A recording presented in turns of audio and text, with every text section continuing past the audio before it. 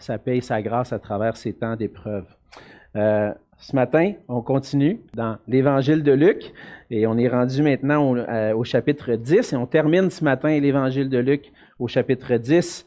Ce chapitre-là, on va lire ce matin à partir du verset 38 jusqu'à 42. Ce matin, c'est un passage un peu plus court, mais tellement riche qu'on va prendre le temps d'apprendre ce que le Seigneur veut nous enseigner à travers ce passage que plusieurs connaissent bien, mais qui est toujours bon de revenir et puis étudier ensemble la parole de Dieu. Donc, je vais lire Luc 10 à partir du verset 38. La parole de Dieu dit ceci: « Comme Jésus était en chemin avec ses disciples, il entra dans un village et une femme nommée Marthe le reçut dans sa maison. Elle avait une sœur nommée Marie qui, s'étant assise aux pieds du Seigneur, écoutait sa parole. Marthe, occupée à divers soins domestiques, survint et dit: « Seigneur, cela ne te fait-il rien que ma sœur me laisse seule pour servir? Dis-lui donc de m'aider. » Le Seigneur lui répondit: « Marthe, Marthe, tu t'inquiètes et tu t'agites pour beaucoup de choses. Une seule chose est nécessaire. Marie a choisi la bonne part qui ne lui sera point ôtée. » On va se courber dans un mot de prière. Oui, Seigneur notre Dieu, c'est une grâce qu'on a de pouvoir être réunis, encore une fois, en ton nom. On a vu, Seigneur, ce matin, à travers la louange, à travers la petite vidéo de ce que les enfants ont appris, on s'est rappelé, Seigneur, tes attributs. Tu es un Dieu souverain, un Dieu rempli de miséricorde, rempli d'amour, un Dieu saint et juste. Et Seigneur, ce matin, on veut se présenter devant toi en reconnaissant qui tu es. Et Seigneur Jésus, toi aussi, tu es Dieu. Tu possèdes tous ces attributs comme on l'a entendu, Seigneur, et tu es digne de recevoir notre louange, notre adoration. Mais Seigneur, tu es digne de recevoir tout notre être, nos cœurs et nos pensées, qu'elles te soient soumises entièrement, Seigneur, ce matin. Et on veut te prier que tu puisses être avec nous, que tu puisses nous accompagner dans ce temps avec toi et que tu puisses parler à nos cœurs, Seigneur. Seigneur, je ne suis qu'un faible serviteur. Et Seigneur, ce n'est pas moi qui ai quelque chose à dire à ton peuple ce matin, c'est toi. Puisses-tu parler à travers moi et qu'ensemble, Seigneur, moi autant que mes auditeurs, on puisse avoir un cœur attentif à ce que tu as à nous enseigner. Pour qu'on puisse, Seigneur, être trouvé fidèle à toi, grandir dans un amour pour toi, pour vivre pour toi et t'honorer dans tout ce que l'on fait. Seigneur, conduis-nous, bénis-nous par ta parole. C'est dans le nom de Jésus que je te prie. Amen. Amen.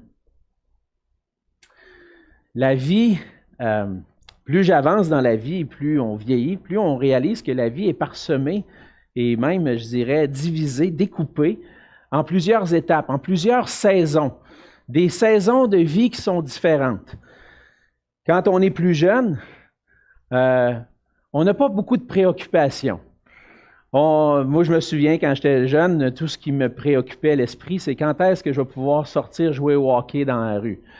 J'allais à l'école, puis tout ce que j'attendais, c'est le moment, le soir, quand l'école allait finir, débarquer de l'autobus, pitcher le sac, puis ramasse le bâton de hockey, puis on va jouer.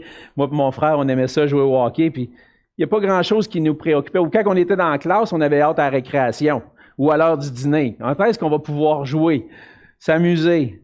Ça, c'est une saison de notre vie. Mais à mesure qu'on prend de la maturité, à mesure qu'on grandit, qu'on vieillit, on réalise que chaque saison de vie amène ses priorités différentes. Quand j'étais jeune, je voulais m'amuser. Mais là, quand je vieillis, là, les études commencent à être de plus en plus importantes. Quand j'arrive à la fin de mon secondaire, je me prépare au cégep. Puis quand je suis rendu au cégep, je me prépare à l'université. Puis quand je suis à l'université, je me prépare à entrer sur le marché du travail. Là, les priorités changent. Le marché du travail, là, la priorité, c'est le travail. Subvenir à mes besoins, à ceux de mon épouse, à ceux de ma famille. Les priorités prennent différentes facettes. Et puis, le plaisir, dans le fond, va arriver un petit peu plus à la fin. Peut-être qu'on travaille des fois pour le plaisir aussi, mais plus on grandit en maturité, plus on réalise que nos priorités doivent changer si on veut avoir du succès dans la vie. Si je reste toujours avec la même priorité qu'un enfant qui veut s'amuser, je n'irai pas très loin. Mais lorsqu'on en vient à réfléchir qu'en tant que chrétien, lorsqu'on vient à Jésus-Christ, puis qu'on devient les disciples de Jésus-Christ, Jésus transforme nos priorités. Nos priorités changent. Les choses qui étaient prioritaires pour nous avant de connaître Christ ne sont plus autant que lorsqu'on connaît Jésus-Christ. Et on doit réapprendre à gérer nos priorités selon ce que le Seigneur attend de nous. Malheureusement, il nous arrive de temps en temps de perdre de vue les priorités que le Seigneur a pour nous, les priorités d'un disciple de Jésus-Christ. Et on a besoin, ensemble, de retrouver nos priorités. Qu'est-ce que c'est la priorité d'un disciple? On continue ce matin la série dans Luc. Et dans le passage de ce matin, on voit la rencontre de Jésus. Et ce qui est plaisant, j'aime, avec les évangiles, c'est qu'on voit Jésus parcourir, faire un voyage. Et là, on est dans un voyage où il va se diriger vers Jérusalem. Et puis, il va rencontrer des personnes différentes. Et à chaque rencontre qu'il fait, on apprend des choses nouvelles sur Jésus et ce qu'il attend de nous. Jésus parcourt les villes et les villages pour annoncer le royaume de Dieu, pour annoncer que le royaume de Dieu s'est approché. Il rencontre toutes sortes de personnes. La semaine passée, on a vu qu'il avait rencontré un docteur de la loi. Un docteur de la loi qui lui avait posé une question, c'est comment puis-je hériter de la vie éternelle? Qu'est-ce qu'il faut que je fasse pour hériter de la vie éternelle? Et on a vu ensemble que pour recevoir en héritage la vie éternelle, on doit reconnaître Christ comme notre Sauveur, notre Seigneur, et se soumettre entièrement à sa parole, en aimant Dieu et notre prochain. Et ce matin, on voit une nouvelle rencontre, la rencontre de Jésus avec Marthe et Marie. Et dans cette rencontre avec les deux sœurs, Jésus va montrer ce qui peut être un problème dans notre vie et une vérité importante pour tout disciple de Jésus-Christ. Et à travers cet événement raconté dans le passage, le Seigneur nous enseigne que comme disciples de Jésus-Christ, notre priorité est d'être au pied de Jésus pour écouter sa parole. On voit dans le passage 3 réalités importantes dont on a besoin de prendre conscience. 3 réalités. La première, c'est qu'on est souvent occupé par des bonnes choses. Dans cette histoire, souvent on regarde l'histoire et puis on voit évidemment un contraste entre Marthe et Marie. Puis on peut avoir tendance à dire que Marthe est le mauvais exemple, comme si Marthe c'était mauvais. Mais ce n'est pas tout à fait la réalité. Lorsqu'on pense, qu'on prend le temps de s'arrêter, je méditais cette semaine, je disais, qu'est-ce qu'on a à reprocher à Marthe dans tout ça? Parce qu'en réalité, Marthe, on voit que c'est une femme de qualité. Elle reçoit Jésus dans sa maison. Elle était une femme accueillante. Et c'est exactement ce que Jésus attend de ses disciples, qu'ils puissent être accueillants. Même Jésus, dans la mission qu'il avait donnée à ses disciples, au début du chapitre 10, on voit que les disciples allaient de ville en ville, de village en village. Ils entraient dans les maisons et lorsqu'ils étaient accueillis, ils devaient proclamer la paix sur cette maison. Donc, accueillir un disciple de Jésus-Christ, c'était comme accueillir Jésus lui-même. Marthe accueille Jésus chez elle. Elle veut montrer par là, puis elle montre par là, qu'elle considère que Jésus est quelqu'un d'important pour elle. Puis je pense qu'on pourrait dire que Marthe faisait probablement partie des disciples de Jésus, qui voulaient l'accueillir chez eux, qui voulaient, elle aussi, participer à suivre Jésus. Par son accueil, elle montre qu'elle est une femme de qualité. Elle montre aussi qu'elle est une femme travaillante.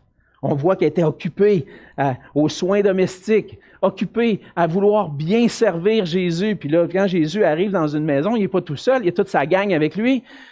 Et là, il y a des disciples, il y a de l'ouvrage, là, il y a de la nourriture à préparer pour le repas. Puis on veut que la maison soit bien placée. Marthe s'occupe des bonnes choses. Elle veut bien accueillir, puis elle est travaillante. On voit que même la parole de Dieu nous parle de femmes et fait l'éloge aussi de femmes qui sont vaillantes, travaillantes. Les proverbes nous parlent de l'importance de ne pas être paresseux, puis de travailler. Et donc, Marthe a fait la bonne chose. Elle est en train de travailler. Elle n'est pas en train de dormir, puis de se reposer, puis dire, il y a quelqu'un d'autre qui va s'en occuper. Non, elle est à l'œuvre. Elle veut accueillir, elle veut travailler. Puis même, la parole de Dieu fait l'éloge dans le Proverbe 31 de la femme vertueuse. Et lorsqu'on lit le Proverbe 31, on voit que la femme vertueuse, la femme qui est digne de louange, c'est celle qui se lève tôt le matin, prépare sa maison pour la famille, va même travailler puis aller vendre des choses au marché. Elle n'est pas paresseuse, la femme du Proverbe 31. Même qu'on pourrait dire que Marthe semble être le reflet d'une femme vaillante, d'une femme vertueuse. Marthe, elle avait des qualités. Fait qu'il ne faut pas juste la mettre dans un coin et dire « Ah, c'est pas bon là, ce que Marthe fait. » Marthe, elle avait les qualités d'une femme travaillante qui voulait bien accueillir ses invités. Et je vois que dans notre Église, on a plusieurs femmes dans l'Église qui montrent les qualités de Marthe, les qualités de femmes qui veulent accueillir, qui veulent servir, qui veulent... Et je pense que dans tous les ministères de l'Église, dans tous les ministères de l'Église, on voit que l'accueil et le service sont des ministères importants. Même l'apôtre Paul souligne ça. Il dit dans Romains 15, versets 6 et 7, il dit que le Dieu de la persévérance et de la consolation vous donne d'avoir les mêmes sentiments les uns envers les autres selon Jésus-Christ, afin que tous ensemble, d'une seule bouche, vous glorifiez le Dieu et Père de notre Seigneur Jésus-Christ. Et là, il va donner une instruction. Accueillez-vous donc les uns les autres, comme Christ vous a accueillis pour la gloire de Dieu. Accueillir, puis chercher, je vais le dire comme ça, on pourrait le dire autrement, on dit chercher à bénir les gens qui sont autour de moi, les accueillir, c'est une bonne chose. En fait, travailler et servir mon prochain, c'est une excellente chose.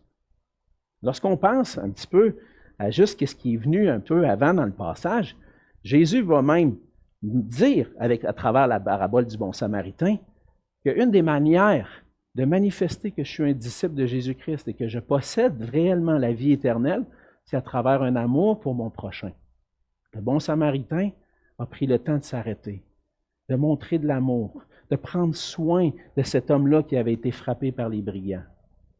Et c'est une bonne chose de s'attarder à notre prochain, de vouloir en prendre soin, de vouloir l'accueillir, de mettre tous nos efforts, de travailler fort à aimer de cette façon-là. Prendre soin les uns des autres, puis chercher à bénir les autres, c'est un élément important de la vie chrétienne. Et on a raison de s'efforcer à faire ça. Même le Seigneur Jésus nous dit d'agir de cette façon-là. Et être au service des autres, le Seigneur nous apprend qu'être au service des autres, c'est être à son service, à lui aussi. Matthieu 25, au verset 35 et 40, le Seigneur Jésus dit, « Car j'ai eu faim et vous m'avez donné à manger. J'ai eu soif et vous m'avez donné à boire. J'étais étranger et vous m'avez accueilli. J'étais nu et vous m'avez vêtu. J'étais malade et vous m'avez rendu visite. J'étais en prison et vous êtes venus vers moi. Je vous le dis en vérité, toutes les fois que vous avez fait ces choses à l'un de ces plus petits de mes frères, c'est à moi que vous les avez faites. » Donc, servir dans le ministère de l'Église, servir nos frères et sœurs, chercher à bénir, c'est une bonne chose. C'est pas mauvais. Marthe n'était pas complètement à côté de la traque, comme on dit. Marthe était en train de travailler, de servir, de faire la bonne chose, parce qu'à travers notre service, notre amour les uns pour les autres, on est en train de manifester à travers ça qu'on est des disciples de Christ. Alors le problème de Marthe, et bien souvent est notre problème aussi, ce n'était pas le fait qu'elle soit travaillante, ce n'était pas le fait qu'elle veuille être accueillante. Au contraire, c'est très bon ça. Mais notre problème souvent, c'est qu'on a tendance à mal gérer nos priorités. On peut être occupé à plein de bonnes choses. Et comment c'est possible pour nous de mal gérer nos priorités? Premièrement, ce n'est pas ce qu'on voit dans le passage, mais je voulais l'apporter quand même. On peut mal gérer nos priorités lorsqu'on accorde notre attention à des choses qui ne sont pas nécessaires. Je peux mal gérer mes priorités en mettant l'accent sur le divertissement dans ma vie. Je parlais de quand j'étais jeune. Hein? Quand j'étais jeune, j'aimais ça m'amuser. C'était ça, avoir du plaisir, de m'amuser. Mais aujourd'hui, le divertissement prend énormément de place dans notre société. On a amélioré notre mode de vie, on a amélioré le travail, on a amélioré la production. Même cette semaine, je réfléchissais à cette question-là. Aujourd'hui, si je veux parler à quelqu'un, je peux prendre mon téléphone qui est dans ma poche puis envoyer un petit texto. C'est envoyé, puis il me répond. Imaginez dans le temps qu'il n'y avait pas le téléphone, il n'y avait pas l'Internet. Pour parler à quelqu'un, il fallait que tu mettes tes bottes, mettes ton manteau d'hiver, ta casquette, puis tu t'en ailles jusque chez lui, cogner à sa porte, lui parler, puis revenir chez toi. Hey, ça prend un petit peu plus de temps, ça là. Aujourd'hui, on a tellement amélioré les choses, on s'est donné tellement de la rapidité, de la productivité pour se donner le temps de relaxer. Puis de prendre du temps pour nous. Le divertissement, ce n'est pas mauvais en soi. C'est correct de prendre du repos. Mais la réalité, c'est qu'on passe beaucoup de temps à nous divertir avec des choses non nécessaires. Je regardais un petit peu les statistiques. Les statistiques qui ont été relevées par Statistique Canada il y a quelques années. Sans compter le sommeil et les soins personnels, les Canadiens consacrent en moyenne 4,7 heures par jour à des activités de divertissement. En moyenne. On ne sait pas exactement si les chrétiens, c'est différent. J'aimerais ça dire que oui. Mais en moyenne, tous les Canadiens, 4,7 heures par jour à des activités de divertissement, que ce soit social, la télévision, l'Internet. C'est beaucoup. 4,7 heures. On peut mal gérer ses priorités lorsqu'on accorde trop d'attention aux choses qui ne sont pas nécessaires. Mais une autre façon qu'on peut mal gérer nos priorités, c'est en accordant notre attention à des choses légitimes, bonnes, mais qui ont moins la priorité que d'autres. On le voit dans le passage, Marthe montre l'exemple d'une femme qui s'affaire à des bonnes choses. Je l'ai pris le temps de le souligner, c'était une bonne femme. Elle voulait bien servir le Seigneur, puis bien servir les disciples, mais trop occupée, pas accordée la priorité à la chose la plus importante. Et là, ça me fait penser aux parents qui s'occupent des bonnes choses. Hey, il faut se lever de bonne heure là, pour préparer les enfants pour l'école, préparer les lunchs. Les enfants vont à l'école, ils reviennent, on met du temps dans les devoirs, on met du temps, la maman, bien souvent chez nous, c'est ça, c'est la maman qui prépare les repas, la maman prépare le repas pour le souper, on mange, on ramasse, hey, il y a du temps à mettre dans tout ça. C'est toutes des bonnes choses, toutes des choses légitimes, mais qui n'ont pas nécessairement la priorité. L'intervention de Marthe auprès de Jésus démontre qu'elle faisait bien, mais qu'elle n'avait pas compris ce qui est réellement essentiel. Marthe est occupée à divers soins domestiques, verset 40. Là, elle vient voir le Seigneur. Là, elle est débordée. OK? Elle est vraiment débordée, puis même l'expression que Jésus va employer, Marthe, tu t'inquiètes, tu t'agites pour beaucoup de choses, ça montre qu'elle n'était pas juste anxieuse avec ce qui se passait, mais vraiment brûlée. Tu sais, là, on dit en anglais « overloadé ». Tu sais, il y en avait trop. Là. Puis là, elle veut bien faire, puis elle s'en est mise sur les épaules, elle est brûlée, puis là, elle dit « Là, Seigneur, là, regarde, tu vois bien, je fais la bonne affaire, là. Je suis en train de servir, puis je veux faire le bien, j'aime mon prochain, je suis impliqué dans un ministère à l'Église. Tu vois bien, Seigneur, hein? » Puis ma sœur, elle fout rien.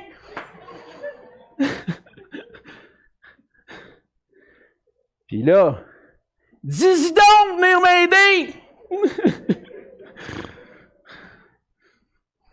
Puis là, le Seigneur, avec un cœur tendre, Marthe, Marthe.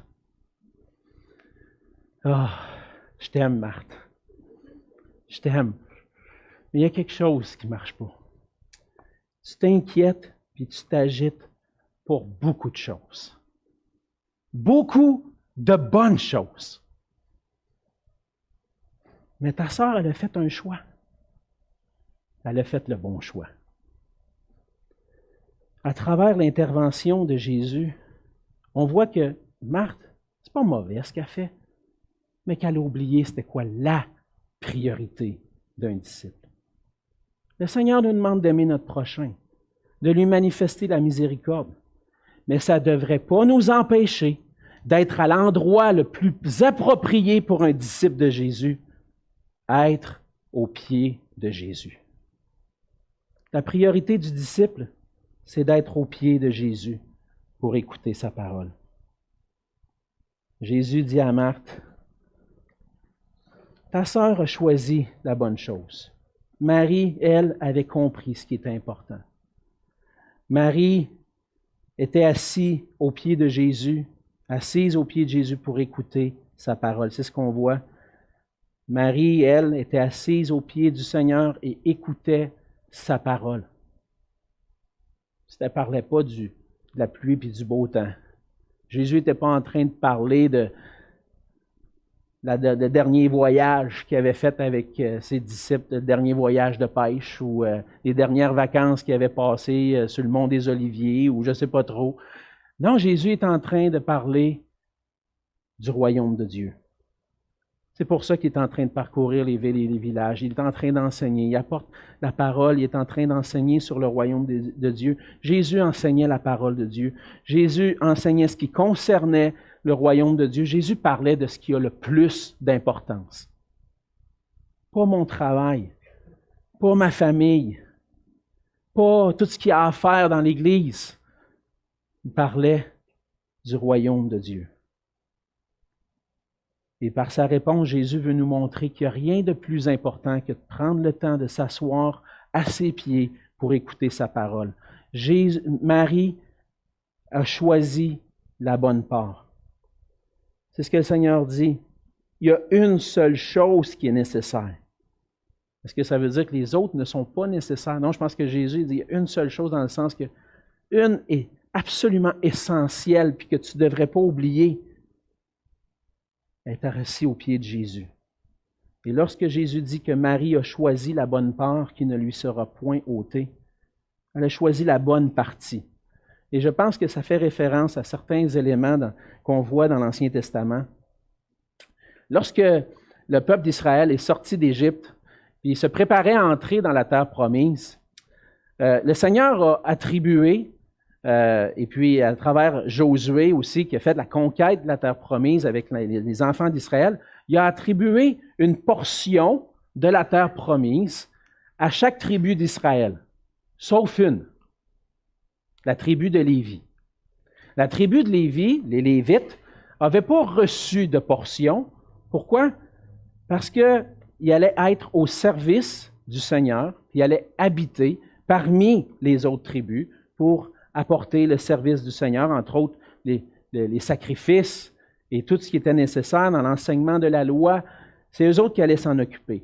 Et le Seigneur va le mentionner particulièrement. Il va dire que pour les Lévites, leur part à eux, ça va être Dieu lui-même. Et on voit à travers ça, après ça, dans l'Ancien Testament, à plusieurs reprises, entre autres dans les psaumes, et même on le voit dans Jérémie, dans le livre de Lamentation, que la portion la plus merveilleuse, ce n'est pas une portion de terre dans la terre promise.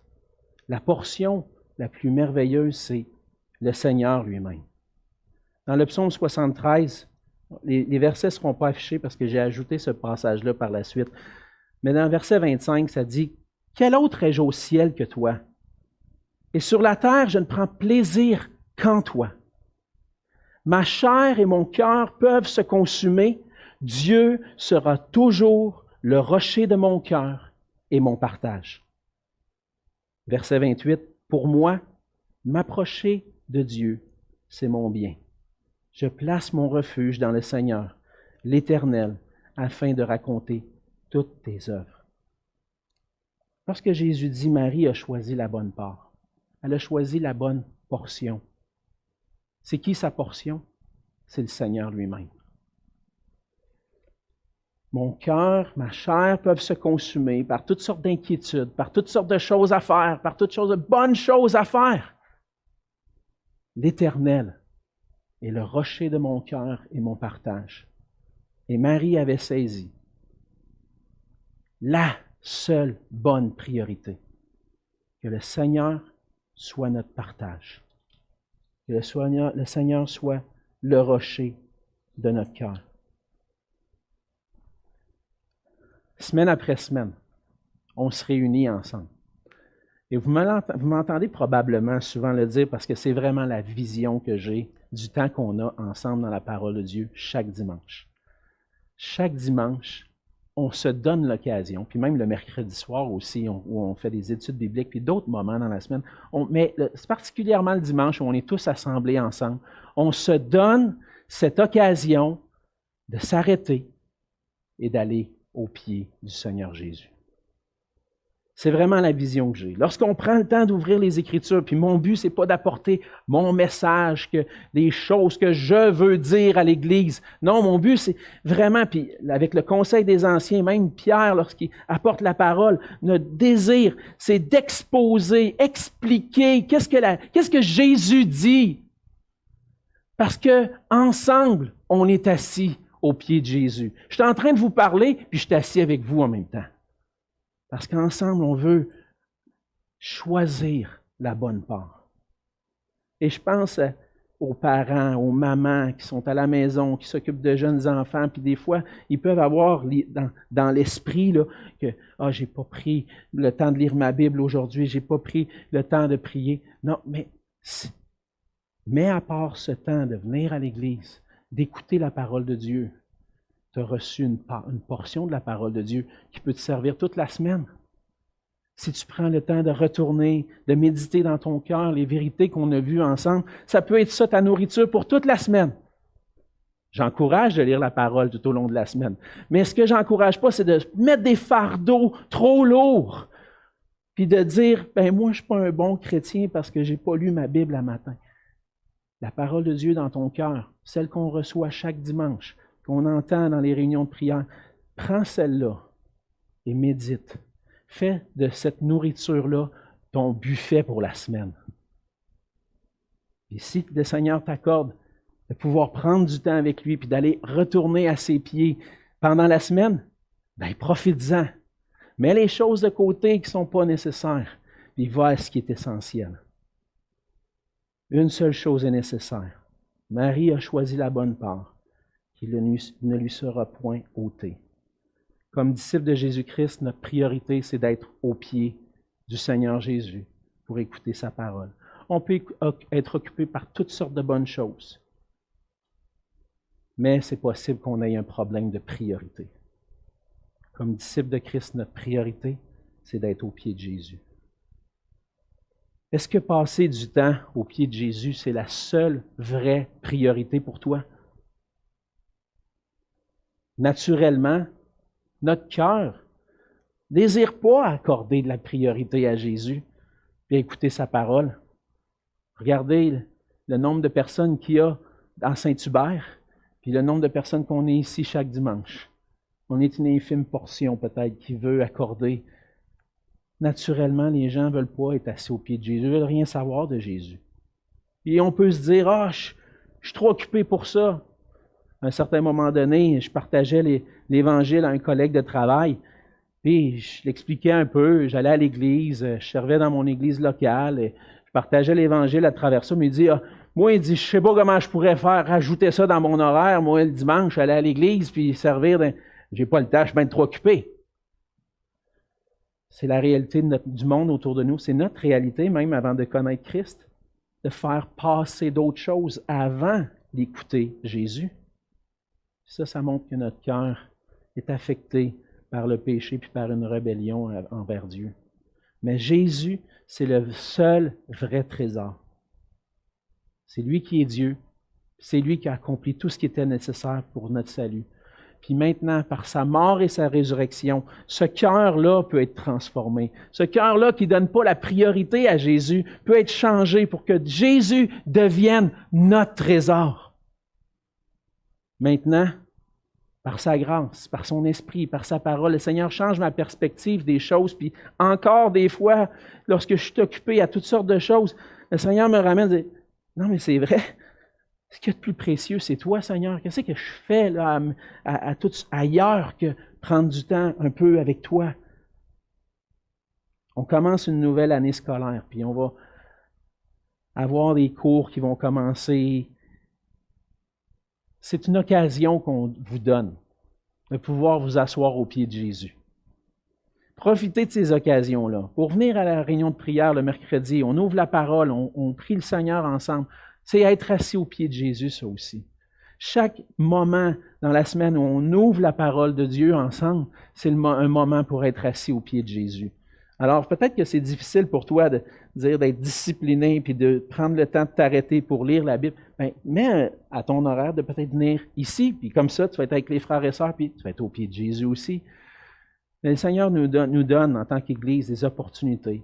Il n'y a pas de raison de ne pas faire d'être au pied de Jésus notre priorité. On commence une nouvelle année, puis on va parler avec les enfants tout à l'heure, mais on veut que nos enfants deviennent des disciples de Jésus. C'est mon désir comme parent de communiquer l'Évangile à mes enfants, de leur communiquer chaque jour. Mais j'ai besoin de leur montrer qu'est-ce que ça veut dire être un disciple de Jésus-Christ. Je prends le temps de les enseigner, mais je prends le temps de leur montrer aussi qu'est-ce que c'est la bonne part. Assis-toi au pied de Jésus. J'encourage mes enfants à le faire. Encouragez vos enfants à le faire, à prendre du temps avec le Seigneur, mais soyez un modèle pour eux. Soyez un modèle. Montrez que Jésus, c'est la bonne part. Que Jésus, c'est le vrai trésor. Parce que notre seule vraie priorité en tant que disciple, c'est d'être assis au pied de Jésus. Prions ensemble. Seigneur notre Dieu, merci pour ta parole qui nous enseigne, Seigneur, chaque jour. Lorsqu'on l'ouvre, Seigneur, on entend tes paroles, on t'entend nous parler.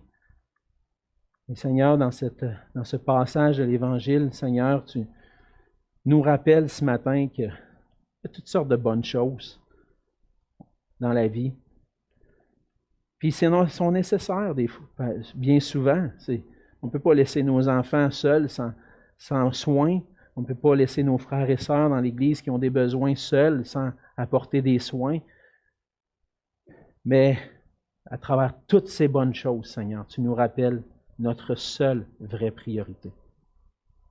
Puisses-tu, Seigneur, permettre qu'on ait un cœur tourné vers toi, qu'on puisse faire de toi notre trésor, qu'on puisse puiser en toi la grâce d'avoir nos pensées renouvelées, notre cœur transformé, pour que être assis à tes pieds soit notre seule priorité. Seigneur, lorsqu'on est assis à tes pieds, tu nous parles, tu parles à nos cœurs, tu apaises nos cœurs, tu nous transformes et tu nous équipes aussi pour faire ton œuvre, pour agir pour toi.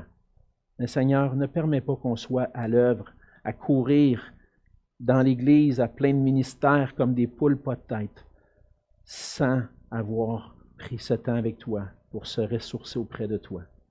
Bénis-nous, Seigneur, comme Église. Fais grandir notre amour pour toi et pour ta parole. Et c'est dans le nom de Jésus que je te prie. Amen.